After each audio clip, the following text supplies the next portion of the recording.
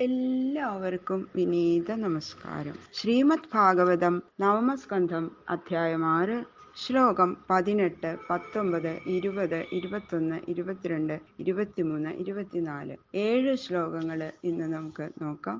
ആ പുരഞ്ജയനോട് എതിരിടാൻ പറ്റാതെ അവർക്ക് മനസ്സിലായി, അസുരന്മാർക്ക് ഭീകരമായിട്ടുള്ള യുദ്ധമാണ്. പേടിച്ച അവര് എല്ലാവരും വധിക്കപ്പെടുന്ന അവർക്കും കൂടെ ഉറപ്പായി. അപ്പോൾ എല്ലാവരും പേടിച്ച് പാതാളത്തിലേക്ക് പാഞ്ഞുപോയി എന്നാ പറഞ്ഞു. യുദ്ധാങ്കണമൊക്കെ വെടിഞ്ഞ് അവരെല്ലാവരും ഓടിപ്പോയി, പാതാളത്തിൽ പോയി ഒളിച്ചു. ശുക്ലാംബരധരം വിഷ്ണും ശശിവർണം ചതുർഭുജം പ്രസന്നവദനം ധ്യായേൽ സർവവിഘ്നോപശാന്തയേ ഗുരവേ സർവലോകാനാം ഭിഷജേ ഭവരോഗിണാം നിധയേ സർവവിദ്യാനാം ദക്ഷിണാമൂർത്തയേ നമഃ. ഗംഗണപതയേ നമഃ. സംസരസ്വത്യേ നമഃ. ഗുരുഭ്യോ നമഃ. ഓം നമോ ഭഗവതേ വാസുദേവായ. ഓം നമോ ഭഗവതേ വാസുദേവായ. ഓം നമോ ഭഗവതേ വാസുദേവായ. ശ്ലോകം 18. തസ്യേഷുപാദാഭിമുഖം യുഗാന്താഗ്നിമിവോൽബണം വിസൃജ്യ ദുദ്രൂർദൈത്യാ ഹന്യമാനാസ്വമാലയം. യുഗാന്താഗ്നിം ഇവ, പ്രളയാഗ്നി എന്ന പോലെ, ഉൽബണ ഭയങ്കരമായ, തസ്യ ഇഷുപാദാഭിമുഖം അദ്ദേഹത്തിന്റെ ബാണം പതിക്കുന്ന സ്ഥലത്തെ, വിസൃജ്യ ഉപേക്ഷിച്ചിട്ട്, ഹന്യമാന ഹനിക്കപ്പെടുന്ന ദൈത്യാഹ അസുരന്മാർ, സ്വം ആലയം സ്വസ്ഥാനത്തെ, ദുദ്രു ധാവനം ചെയ്തു. അതിഭയങ്കരങ്ങളായിട്ടുള്ള ബാണങ്ങളാണ്. യുഗാവസാനത്തിലെ അഗ്നി എന്ന പോലെ അതിഭയങ്കരങ്ങളായ മഹാഭയങ്കരങ്ങളായ അദ്ദേഹത്തിന്റെ ആ ബാണങ്ങള്, അത് വരണ കണ്ടപ്പോ തന്നെ പേടിയാവും. അഗ്നി ഇങ്ങനെ ശരീരത്തിലേക്ക് വന്നു കഴിഞ്ഞാൽ മരണമല്ലാതെ വേറെ ഒന്നുമില്ലല്ലോ, ഒന്നും ചെയ്യാൻ പറ്റില്ല അവർക്ക്, അസുരന്മാർക്ക്. അങ്ങനെ നേരിട്ട് നിൽക്കാൻ ശക്തിയില്ലാതെയായ അസുരന്മാര് യുദ്ധാങ്കണം വെടിഞ്ഞ് പാതാളത്തിലേക്ക് പാഞ്ഞുപോയി, ഓടിപ്പോയി എല്ലാവരും. ജിത്വാ പുരം ധനം സർവം സശ്രീകം വജ്രവാണയേ പ്രത്യയച്ഛൽ സരാജർഷി ഇതി നാമഭിരാഹൃത.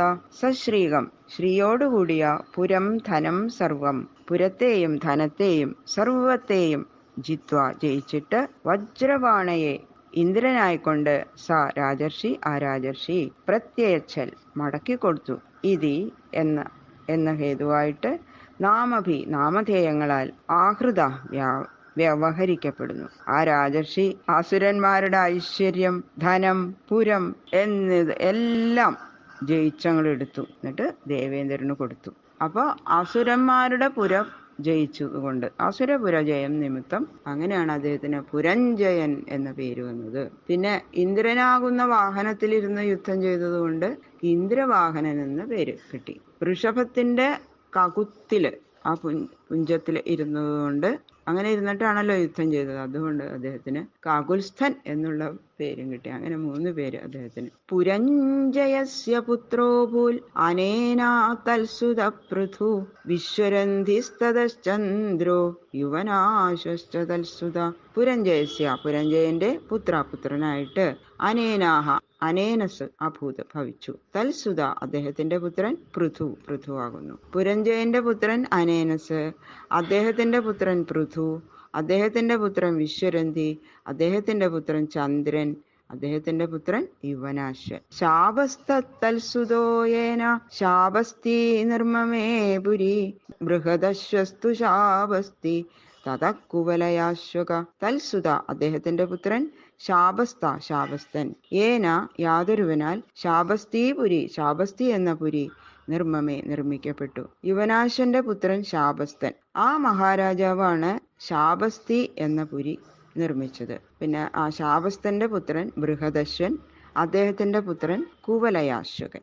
യപ്രിയാർത്ഥമുദംഗസ്യ ധുന്ധുനാമാസുരം ബലി സുതാനാം ഏകവിംശത്യാ സഹസ്രൈരഹനൽ വൃത.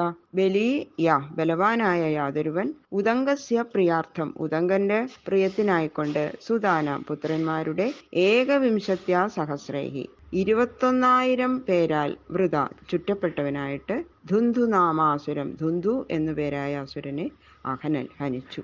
കുവലയാശ്വകന് ധുന്ധുമാരൻ എന്നുകൂടി ഒരു പേരുണ്ടായി. അതിന്റെ കാരണം എന്താ വെച്ചാൽ മഹാബലവാനായ കുവലയാശ്വകൻ തന്റെ 21,000 പുത്രന്മാരോടുകൂടി ചേർന്ന് ഉദംഗ മഹർഷിയുടെ ഇഷ്ടത്തിനായിട്ട് ഉദംഗ മഹർഷി പറഞ്ഞിട്ട് അദ്ദേഹത്തിന്റെ നിർദ്ദേശമനുസരിച്ച് ധുന്ധു എന്നു പേരായ അസുരനെ സംഹരിച്ചു. അപ്പോ ധുന്ധുമാരൻ എന്ന പേര് കിട്ടി. ധുന്ധുമാര ഇതി ഖ്യാത തൽസുതാസ്തേജജ്വലു ധുന്ധോർമുഖാഗ്നിനാ സർവേ ത്രയ ഏവാവശേഷിതാഃ. ഖ്യാത കീർത്തിക്കപ്പെട്ടവൻ ധുന്ധുവിന്റെ മുഖാഗ്നിന മുഖത്തിൽ നിന്നുണ്ടായ അഗ്നിയാൽ തൽസുതാഹ സർവേ തേ അദ്ദേഹത്തിന്റെ പുത്രന്മാരായ ആ സർവന്മാരും ജജ്വലു ദഹിച്ചു. ത്രയാ ഏവ 3 പേർ മാത്രം അവശേഷിച്ചു. അങ്ങനെ കുവലയാശ്വകൻ ധുന്ധുമാരൻ എന്ന ലോകത്തിലെ പ്രസിദ്ധനായിട്ട് ഭവിച്ചു. അങ്ങനെ പക്ഷേ ധുന്ധുമാരന്റെ പുത്രന്മാര് ധുന്ധുവിന്റെ മുഖത്തിൽ നിന്ന് അത്ര ഭീകരനായിരുന്നു ആ അസുരൻ. ആ ധുന്ധുവിന്റെ മുഖത്തിൽ നിന്ന് പുറപ്പെട്ട അഗ്നിയിൽ അങ്ങോട്ട് ദഹിച്ചുപോയി. 3 പേര് മാത്രം അവശേഷിച്ചു എന്നാ പറയണത്. ദൃഢാശ്വ കപിലാശ്വശ്ച ഭദ്രാശ്വ ഇതി ഭാരത ദൃഢാശ്വപുത്രോ ഹര്യശ്വോ നികുംഭസ്തൽസുതസ്മൃത. ഹേ ഭാരത, ദൃഢാശ്വൻ, കപിലാശ്വൻ, ഭദ്രാശ്വൻ എന്നാണ് ആ രക്ഷപ്പെട്ടുപോയ 3 പേരുടെ നാമങ്ങൾ. അവര് 3 പേരും ദഹിച്ചില്ല. ദൃഢാശ്വന്റെ പുത്രൻ ഹര്യശ്വൻ, അദ്ദേഹത്തിന്റെ പുത്രൻ നികുംഭൻ. പിന്നെ അവരുടെ നികുംഭന്റെ പുത്രനെ പറ്റിയിട്ടൊക്കെ പറയുന്നു. ബാക്കിയുള്ള ശ്ലോകങ്ങള് നാളെ നോക്കാം. സർവത്ര ഗോവിന്ദനാമ സങ്കീർത്തനം. ഗോവിന്ദ ഗോവിന്ദ.